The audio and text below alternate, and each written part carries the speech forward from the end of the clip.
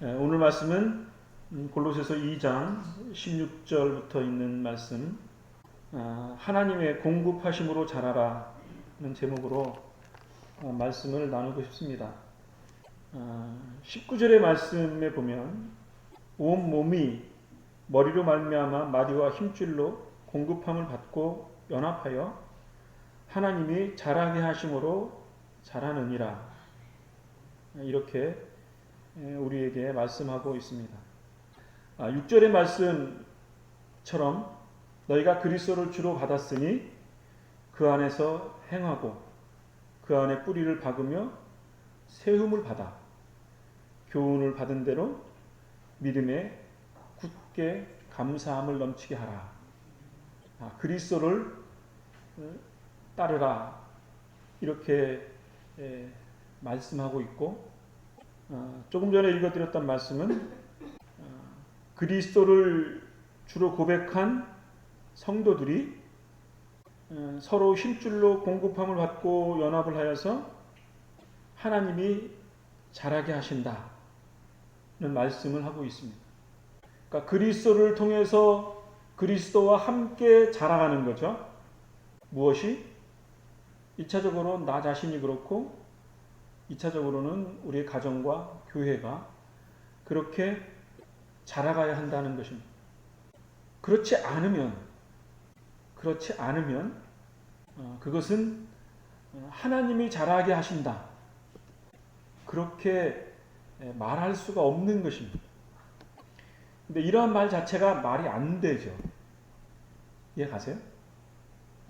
예수를 믿고 예수 안에 자라가는 것만이 참된 자람이고, 그 외의 것은 발전이든 성장이든 그들도 세상 속에서 살아가는데 그러한 것은 자라는 것이 아니다 라고 말한다는 것이, 하나님의 관점에서 보면 하나님의 뜻대로 살아가는 것만이 하나님의 자녀로서의 삶을 살아가는 것이죠.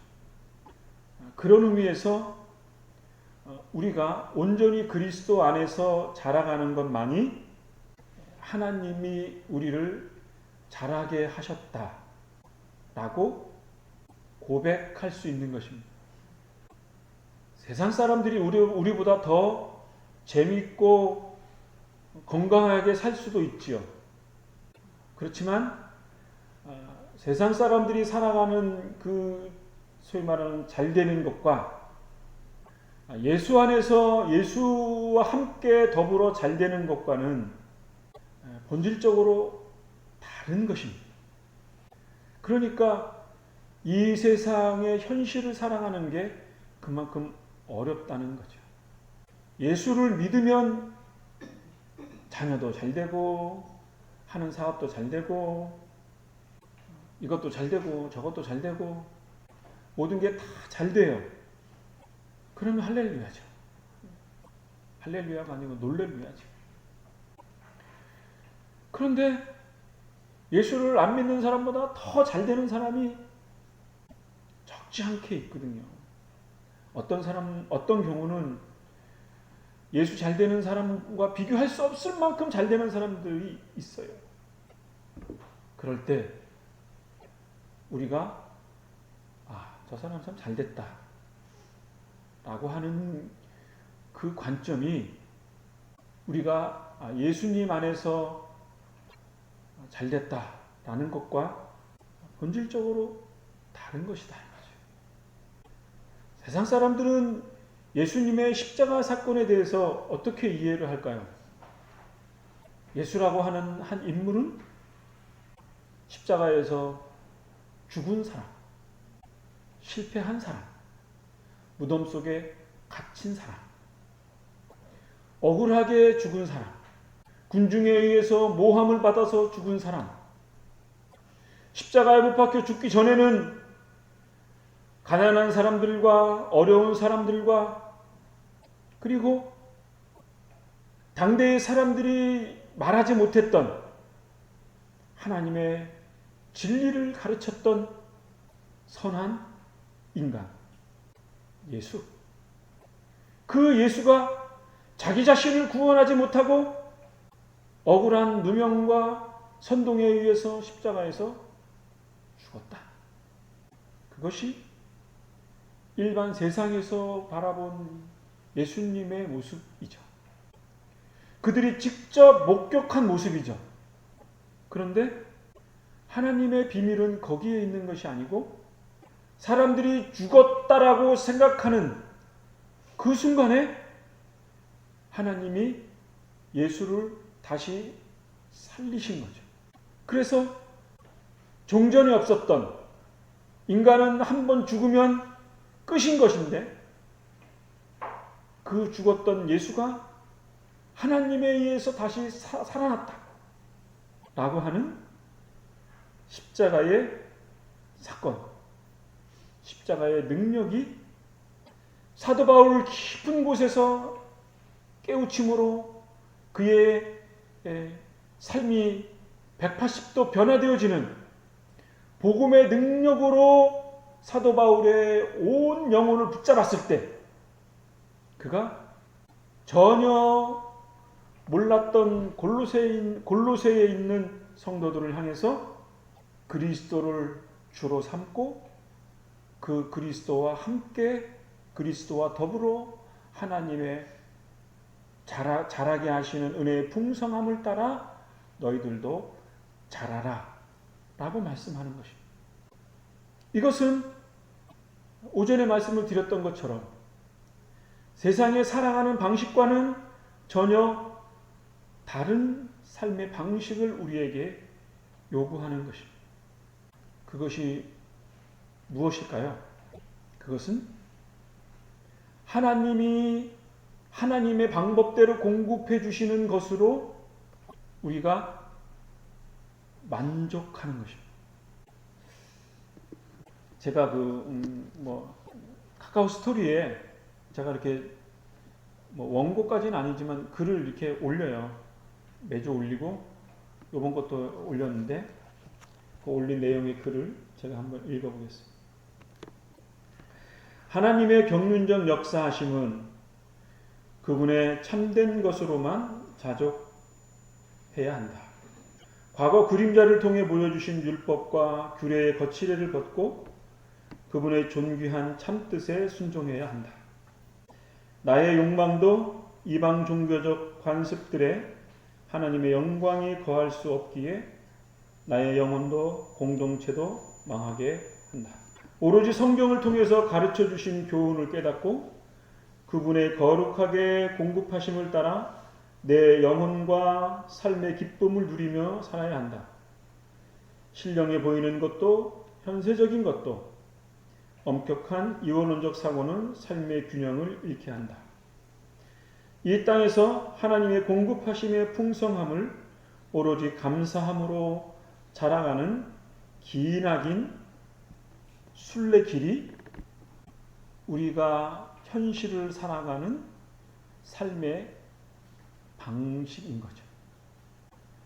하나님이 공급해 주시는 은혜, 그것을 깨닫는 사람만이 하나님의 은혜의 삶을 살아가는 거예요.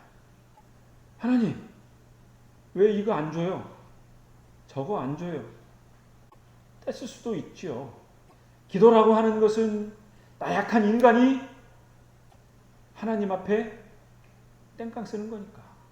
한 치 앞도 해결할 수 없는 산적한 문제들에 대해서 하나님 앞에 데모하는 것이 기도거든요. 땡깡을 써야 주지요. 땡깡을 안 쓰면 안 줄 것 같지요. 하나님이 알아서 다 주신다. 그런 넉넉함을 가지신 믿음을 소유하면 얼마나 좋겠어요. 근데 우리의 삶의 현실이라고 하는 것은 이것도 안 돼, 저것도 안 돼, 너도 안 돼, 나도 안 돼, 모두 안 돼.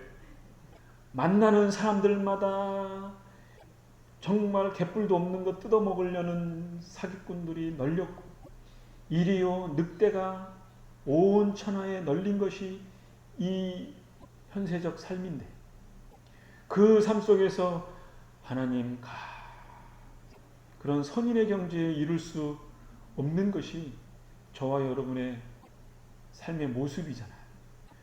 그러니까 예수님도 구하라 그랬으니까 우리도 당연히 구해야죠.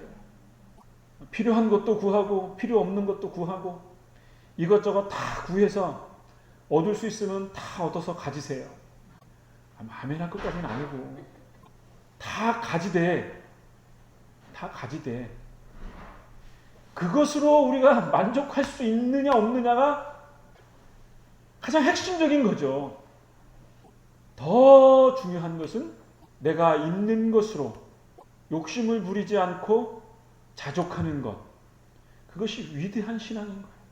그러니까 하나님이 나에게 공급해 주신 것만이 나에게 가장 맞는 거예요. 내 수준에 맞는 거예요. 인간들의 심리에는 두 가지의 심리가 있어요. 인류 역사상 변하지 않은 심리가 있어요. 그게 뭔지 아세요?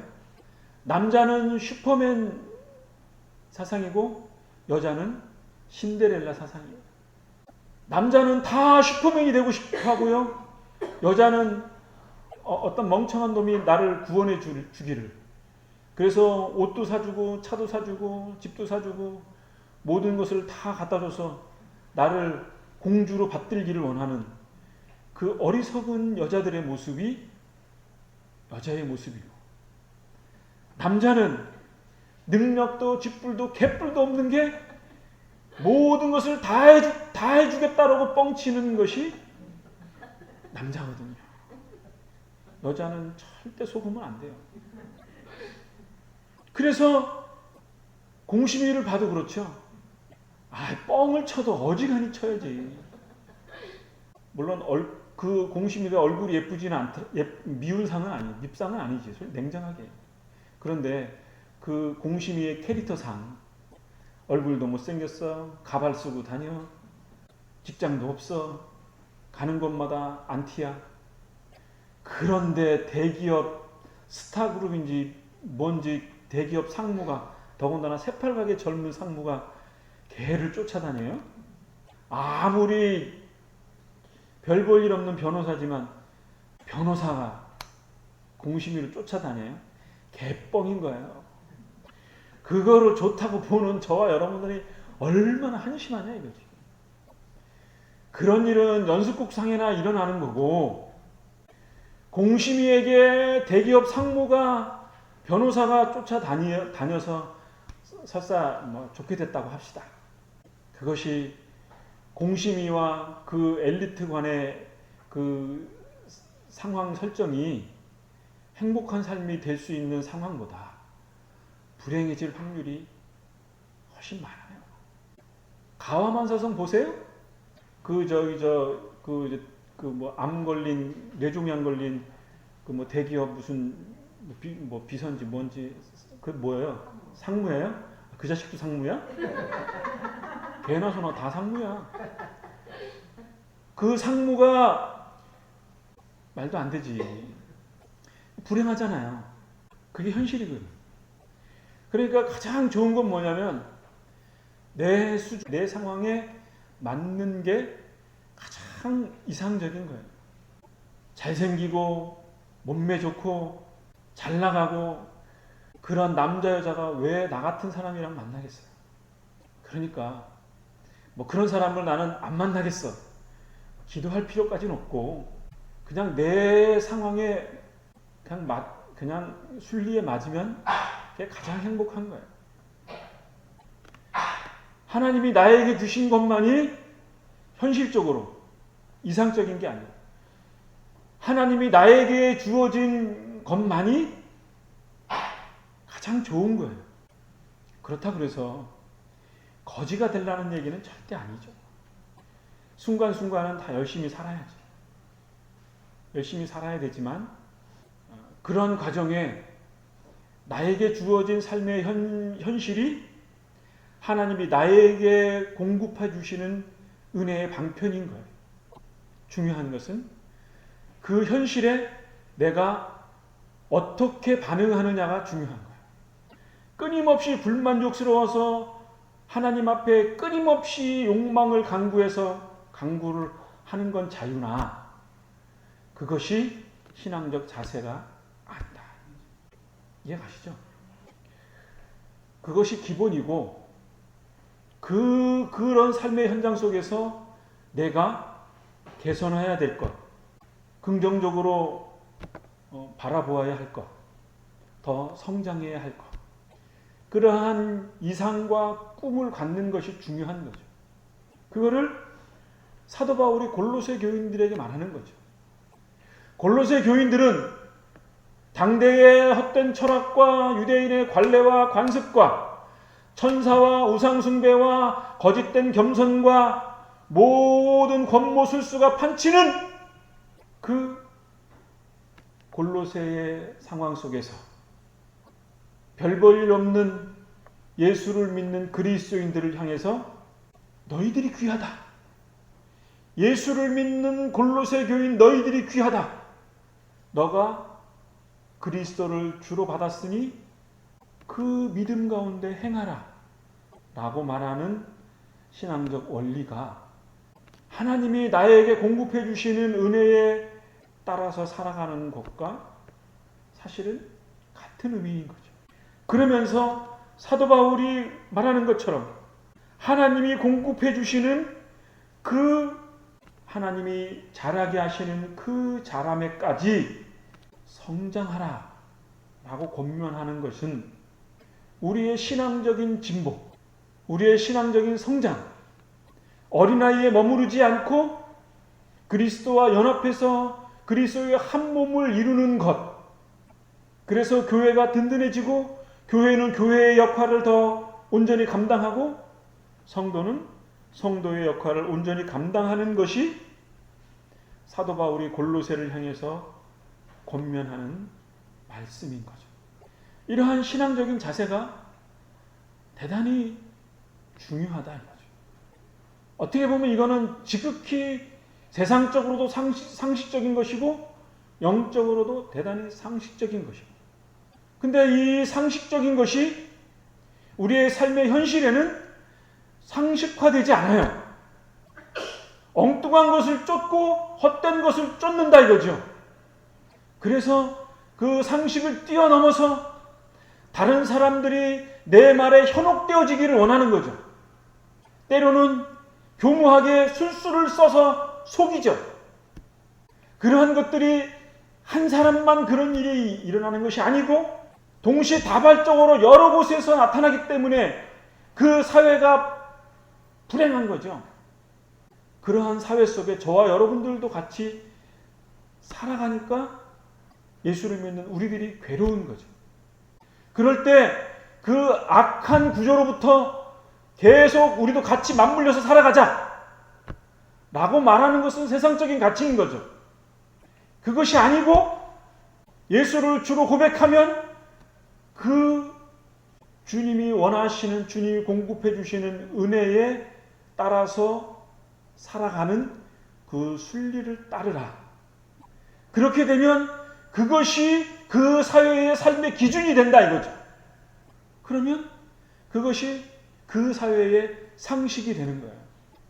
그것이 성도의 역할인 거죠. 세상 사람들이 60의 거짓말을 하니까 나는 50의 거짓말을 해도 돼. 왜? 나는 세상 사람들보다 좀 나니까, 양심적으로 하니까 라고 말하는 핑계가 신앙적으로는 바른 것이 아니다 이거죠. 그러니까 가장 중요한 것은 뭐냐면 하나님이 나에게 공급해 주시는 것, 그것만이 나의 삶에 있어서 가장 중요한 가치를 지니는 거죠. 그 삶 속에서 주님에 대한 믿음을 잃지 않고 살아가는 것, 그것이 우리의 삶의 순례길인 거죠. 순례길은 결코 간단하지 않고 꽃길이 아니죠. 끊임없이 갈등하고 끊임없이 고뇌하죠. 그런데 그것이 그리스도 안에서의 참된 가치라는 거죠. 이러한 은혜의 삶이 저와 여러분들 가운데 있게 되어지기를 바랍니다. 저 마지막으로 좀 안 얘기를 하고 싶은데 23절의 말씀을 좀 보고 싶습니다. 이런 것들은 자의적 숭배와 겸손과 몸을 괴롭게 하는 데 있는 지혜 있는 모양이나 오직 육체에 따르는 것을 금하는 데는 조금도 유익이 없느니라. 종교인은 기본적으로 절제된 삶을 살 필요가 있죠. 그래서 우리나라에도 보면 이제 스님들이나 이런 분들이 다비식을 한 다음에 사리가 얼마 나왔냐, 우리가 볼 때는 고승으로 알았는데 사리가 너무 안 나왔다, 우리가 염불하는 거로 알고 있었는데 낮잠을 잤구나, 어쩌고 저쩌고 그런 오해를 하는데, 그렇게만 볼 필요는 없는 거죠. 그럼 예수를 믿는 사람은 어떻게 해야 되냐? 금욕이나 고행을 할 필요는 사실은 없어요. 삶을 사는 것 자체가 고행입니다. 그리스인들이 가지고 있는 것은 두 가지의 생각이죠. 우리 동양 사람도 마찬가지예요. 한국 사람도 그래요. 정신적이고 영적인 것은 선하고 육체적이고 세속적인 것은 악하다라고 생각을 하죠. 딱 두부 자르듯이 자르면 맞아요. 그게 맞아요. 영적인 것이 선하고 육체적인 것은 악하죠. 그런데 그렇기 때문에 영적인 것을 추구하기 위해서 고행을 하죠. 금식을 하고 고행을 한다. 그렇게 살 수도 있을 것 같아요. 그런데 골로새 교인들도 유대인들도 이방 사람들도 사막 같은 데서 살면서 세속과는 좀 떨어진, 그래서 정말 그 세례 요한과 같이 살아가는 공동체들이, 부류들이 사실은 많이 있었어요. 사도 바울이 얘기하는 것은 그런 부류의 사람들을 향해서 말하는 것인데, 지나친 금욕이나 지나친 고행을 해서 육체를 핍박을 해서 영이 정화되는 것이 아니다라고 말하는 거죠. 그렇게 해서 우리의 경건이 성숙되어지는 것이 아니고, 우리의 삶 속에서 주님을 의지하면서 기도하면서 이 세상의 갈등으로부터 우리가 욱할 수 있는데, 그러한 것들을 참고 인내하면서 우리의 삶의 겸손으로 나타날 수 있는 것, 그것이 어떻게 보면 참된 경건인 거죠. 한번 생각을 해보세요. 먹고 살아야 되는데 3일 금식을 해. 그거는 저 펜대 굴리는 사람이나 사장이나 회장 같은 사람이나 힘쓰지 않는 사람이나 하는 거지. 이해가시죠? 때로는 그런 일을 할 필요도 있을 것 같아요. 사실 3일 금식이 제일 힘들다 그러는데, 3일 금식을 하면 사실은 몸에 있는 웬만한 불순물들은 다 빠져나가거든요. 몸도 가벼워지고, 그리고 그 몸이 너무 비대해서 있었던 세포들이 이제 일하지 않는 건강한 잠자는 세포가 굶으면, 3일 정도 굶으면 몸에서 막 움직인대요. 그러니까 이제 건강해지는 거죠. 온몸의 세포들이 움직이니까.